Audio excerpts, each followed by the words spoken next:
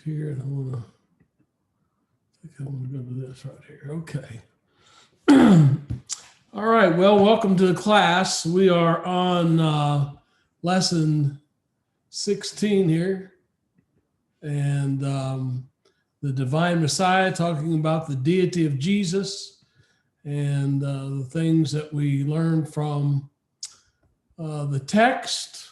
And then we're going to make some points for a moment just before we get into the questions. But we're going to ask Gary Smith, would you lead us in a word of prayer before we start?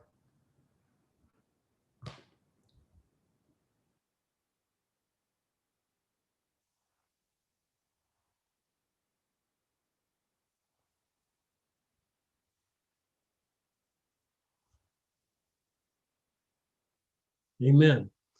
All right, so we're looking at this. We're going to talk about the deity of Jesus, his divinity. I think an important point that we need to understand is that Christ's identity as the author is the basis, that is, as the author, the basis of Christianity, and the basis of his authority, and his authority is the basis of all Christian teaching, of all the doctrines that we believe. And so his deity is very important.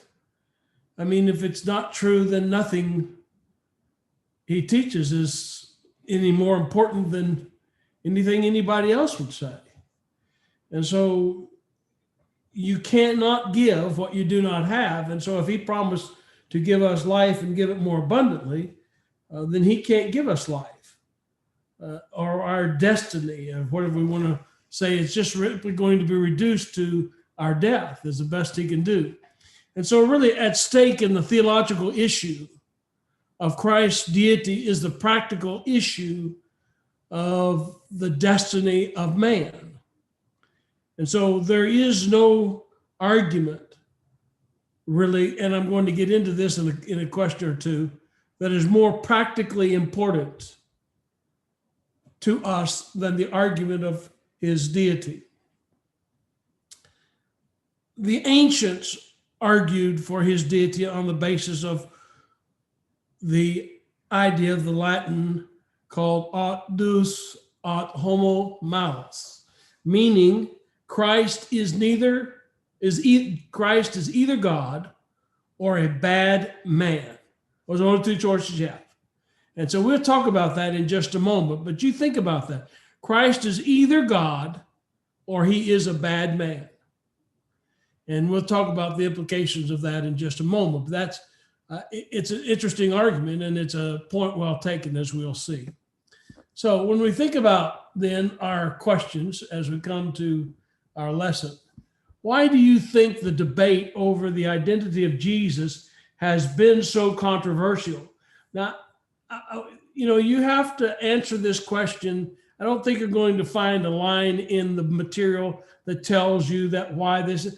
I think Brother Morey is just wanting us to think of the overall picture that he's given to us and kind of ask, why do you think that this was so controversial? I mean, there's points of it that you can draw from what he said, but there's not a mark where he says the debate over the identity of Jesus has been so controversial because of blah, blah, blah. He doesn't do that, but he does give us information as to why we can think about that. And I don't think, as we pointed out, his book or his lessons here are necessarily intended to be exhaustive. And he's certainly not pretending that he's the only one that knows anything about this.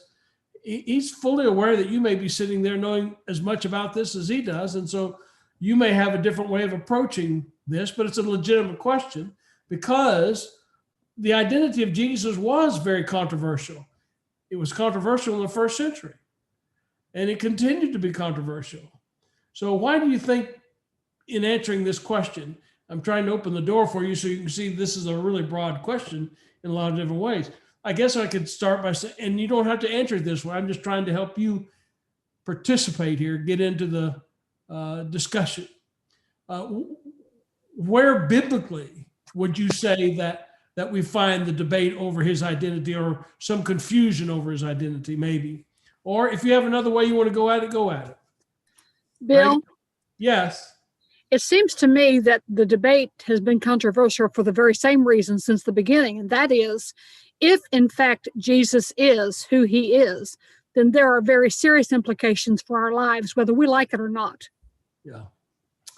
Yeah, that is so true. It is. I mean, people they don't like the idea of Jesus being God and then having to think about as Brenda said, the implications. Hey, Bill. Yes, please go ahead. You also have where people talk about what great faith and foreknowledge Peter had by saying that, Jesus was a Christ. But Jesus opens the question as, who do people say that I am? So even Jesus knew at that point, hey, there's a little discussion going on about who I am. Yeah, and go ahead, Charlie. Sorry. Were you done? Yeah, I'm done. Okay. So actually, when I asked that second question about biblically, that's where I was going, Matthew 16, verse 13, when Jesus came into when Jesus came into the Caesarea Philippi, which is up in the north, up in the tribal land of Dan, somewhere up in there, near Mount Tabor, at the foot of Mount Tabor, which is a very beautiful place, and where many of the ancient emperors and rulers had built their summer homes up in there. And as a result, then, from the time that land was taken and fought over and so forth, back and forth, every time somebody would come there, they would build a monument to their God. So it's an interesting place for Jesus to have asked that question. It was a fitting place for him to have asked that question. No doubt coming through Philippi and looking up and seeing all of the different monuments to the gods that represented the emperors and so forth that had been there from Augustus to even before then, to Alexander the Great and others. So he's looking there and saying, okay, who in the Medes and Persia, and who do men say that I am? And of course, he's asking his disciples. So most of their answers are biblically oriented, but he's wanting to ask this in light of these statues that probably are standing over there, overlooking them as they're giving answer to the question. And they said, some say that thou art John the Baptist. Well, why would they think he was John the Baptist? I mean, I've often wondered this. I have no way of knowing. It may be that the genetic pool was enough to make him look a lot like John. I don't know. I mean, they were first cousins after all. And so he may have looked something like him. He didn't come he didn't come in the austere lifestyle that John did, eating, with the Nazarite vow, eating locusts and wild honey and coming in just not fine clothing, but just clothing sufficient to take care of covering his body and so forth. So he didn't come as anybody with any pomp and ceremony, but looking like him. And then you say, well, some say that thou art John the Baptist, others say that thou art Elijah. Well, you saw Jesus in some ways trying to reform the temple, coming in and so forth, and teaching things about that, much of what Elijah was trying to do as well in combating the prophets of Baal, the misconceptions of he was a reforming prophet is what I'm trying to say. And Jesus came as a spiritual reformer. Then they say, well, you are John the Baptist or Elijah or one of the prophets. Some texts say Jeremiah or Isaiah. One reason he might have been like Jeremiah is because we find him weeping over Jerusalem. He was a very tender-hearted person, just as much as Jeremiah is referred to as the weeping prophet oftentimes, because he cried over his people. So there were a lot of misconceptions about him. And so the fact that arises within the first century of the Bible. But then Peter finally says, after he says, well, okay, who do men say that I am? Then he says, well, who do you think that I am, to his disciples? And they said, thou art the Christ, the Son of the living God. And Jesus said, "Blessed art thou, Simon Bar-Jonah, for flesh and blood has not revealed that to you, but the will of my Father which is in heaven." So they understood that he was the Son of God based upon the revelation that God had made through him and given to the disciples, and they had traveled with him at this point for some over 2 years. I also put down here in this, because he became flesh and dwelt among us. What God does that? You know, and I'm talking, and I should probably made that a lowercase g, but what God has claimed to come down and become flesh and dwelt among us, that in itself would have created some controversy. Now that begins the point that Brenda was making, and that is they didn't want to believe that God had become flesh to begin with. They didn't. The very idea that God was here, and the very fact that Jesus was who he said he was very troubling to people. It's just interesting to go through the Gospels and see how many times they were astonished at the things that Jesus said, in the sense that they just marveled at Jesus because of the things that he did and the things that he said.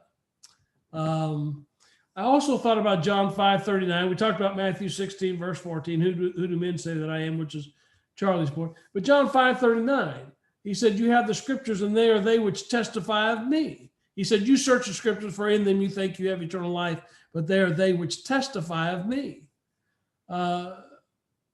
One reason there was a debate over his identity is they couldn't see him being the Messiah. He didn't come as they would have expected him to come. You know, they would have expected him to come with great pomp and ceremony and riding on some kind of,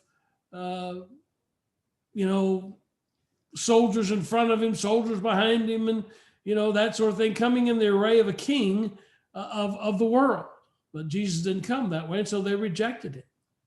So he didn't mesh with their idea of what the Messiah should be, which is the point also that Charlie was making. But that, as I said, they didn't want a God that was going to be in the flesh. They didn't want a God that was going to suffer and go through the things that Jesus went through. Anybody have anything else they want to add to that or to this discussion?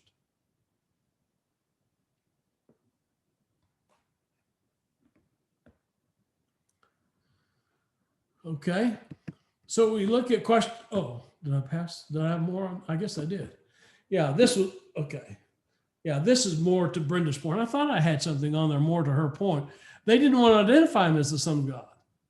I mean, he was called everything but the Son of God. They didn't want him to be the Son of God. That was just they called him a deceiver. On one occasion, is it Matthew 12, where they thought his own family thought he had lost his mind. They thought he was a blasphemer and all that sort of thing. And so they just didn't want him to be, they wanted him to be anything but the Son of God. And so they called him anything but the Son of God because they didn't want to have to acknowledge that. All right, I think that's it on this question, unless you have, just jump in and say something if you've got something you want to say or a question you want to ask. All right, so we go to the second question. So why then do skeptics argue that the idea that Jesus is God was something invented by later Christians? Why do they do that? I had to stop and think about that. I mean, he's got a couple of things in the book about it, but go ahead. I still think the biggest reason was that he wasn't who they expected him to be. They were looking for a king, somebody to replace Rome. Yeah. And he was such a contrast to that. They just never could get over it. Yeah, he was a backwater prophet, wasn't he, as far as they were concerned? He came from Nazareth, and no prophet ever came out of there. And, it couldn't have been him. No prophet ever comes out of it. Can anything good come out of Nazareth? Was even what Nathaniel said, was just kind of funny because a prophet had never arisen out of Nazareth. And so, sometimes we say things and don't even realize how silly it sounds.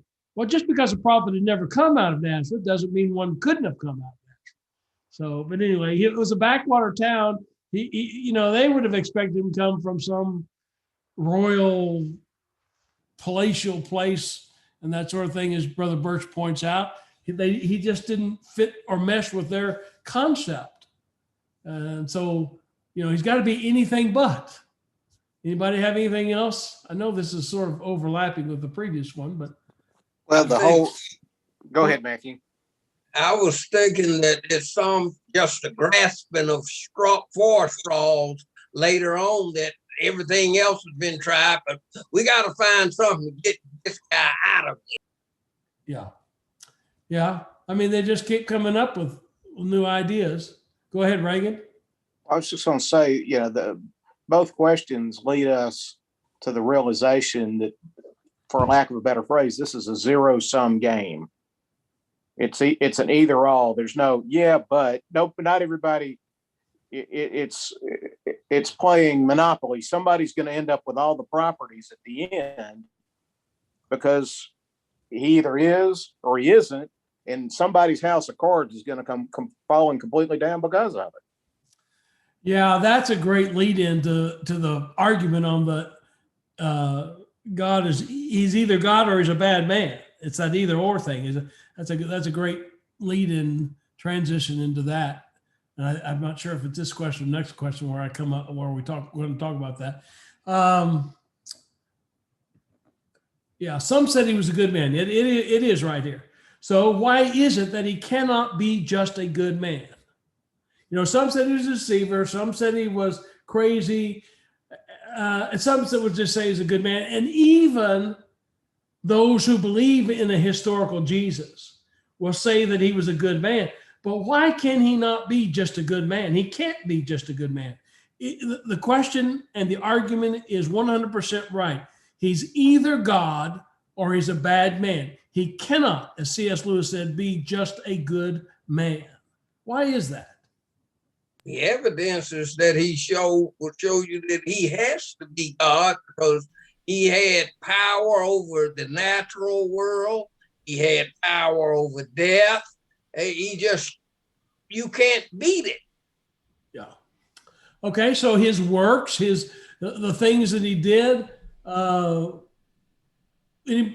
just deny, just to confirm that he is God. So why is it that he cannot be just a good man? Well, he said he was God. Right. Okay. If he wasn't God, he's a blasphemer. Okay.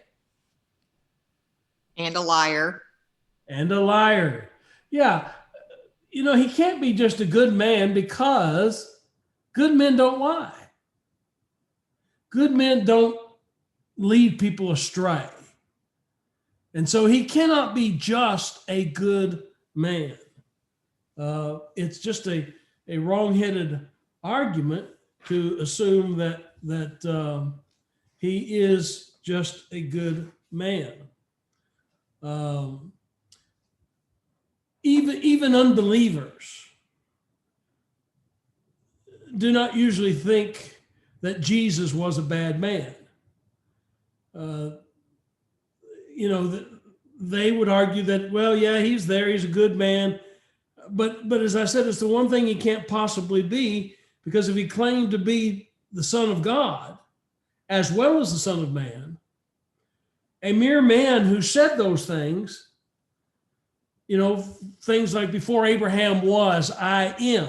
Clearly, as you look at that text in John 8, and then look at the very next verse, John 8, verse 58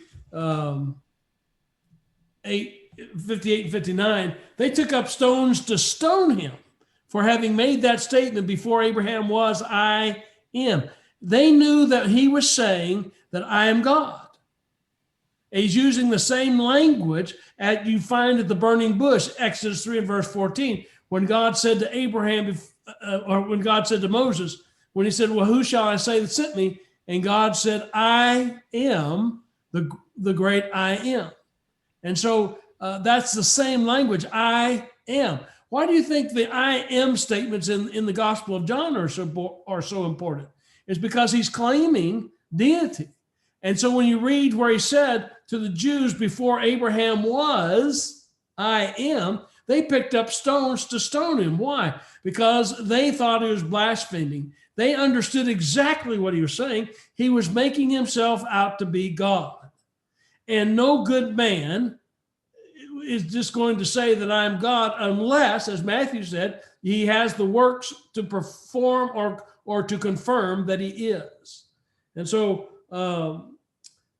anybody who would say the things that he said, again, if you go over to John 10, and I think this is mentioned in the book, John 8 is not mentioned in the book, well, it is, I think, later on in the material we read. But John 10, again, I've got my Bible open to John 10 because I was looking at that again before we started. He said, I and the Father are one. Notice I, Jesus, and the Father are one. Now listen, verse 31. The Jews picked up stones again to stone him. Jesus answered them, I have shown you many good works from the Father. For which of them are you going to stone me? The Jews answered him, it is not for a good work that we're going to stone you, but for blasphemy, because you, being a man, make yourself God. So they understood exactly the claim that Jesus was making. And so, as we said before, there's other statements that he made. I am the resurrection and the life. Any man, any mere man who said those sort of things would not be good, much less wise, but he'd be a bad or a foolish man. And he would be bad if he knew they were not true, and he would be foolish if he knew, if he did not know. He'd just be foolish. So we cannot just simply say he was a good man. It's that either or, as Reagan pointed out. Does that make sense? Anybody have any questions on that? It's just to me, a really good argument to make, even to unbelievers, because you ask them, well, do you think Jesus was a good man? Well, that's the one thing. Yeah, he was a good man. I mean, historically, they don't deny that he existed. They'll say, well, okay, he's a good man. Well, that's just the one thing he cannot be. He's either God or he's a bad man. Bill, it's kind of like standing on a pier and putting a foot on a boat, and all of a sudden the boat starts drifting away from the pier. Yeah. And you're gonna fall one way or another. It may be in the water. Yes. But, you're gonna have to decide. You're gonna have to decide. But I think people do that say that not to seem directly insulting, right? But it just fails. It's like we've been saying, it's the either or. Yeah. Okay. Anybody have anything else? Appreciate the disciples. Yes, go the ahead. Disciples and the disciples and his followers were risking their lives, and a good man would not ask someone to do that. Yeah, for a lie or for some misrepresentation, for sure. And they were willing to do it. I mean, these weren't just credulous men. These were men that showed disbelief at times, foolishly at times, but they were not. The one thing you cannot say about the disciples is that they were just willing to believe anything and everything. They were not. I mean, Peter, even after Peter says, thou art the Christ, the Son of the living God, and then Jesus, because he said that, Jesus decides now to tell him for the first time, I'm going to Jerusalem, be crucified and suffer many things. And Peter said, no, you're not. No, that's not going to happen. And the Lord said, get behind me, Satan, for thou art a rock of offense. For thou mindest not the things of God, but the things of men. So he rebuked Peter pretty hard, which tells us that Peter was just not a man who was willing to believe anything and everything, even when he was wrong. So we appreciate that about the apostles. That's a good point, Laura, that these men were willing to die, and a good man would not let them die for a lie. Anybody have anything else? What else I've got here? I think the other thing that Jesus is, why do skeptics argue that Jesus is God or something invented by later Christians? I think the Trinitarian, what we refer to as the Trinitarian concept, Jesus, the Son is God, and as the Father is God, as the Holy Spirit is God. Three distinct personalities, yet together they make up the one God. That's a hard concept for us to truly get. And yet it's something, it's always interesting to me when the Bible presents something just like this: Jesus, Son of God, the Father is God, and the Holy Spirit is God, and doesn't bother to explain it to us. Well, I think there's two reasons that it doesn't explain it to us. Number one, you're trying to explain God. That's an infinite concept.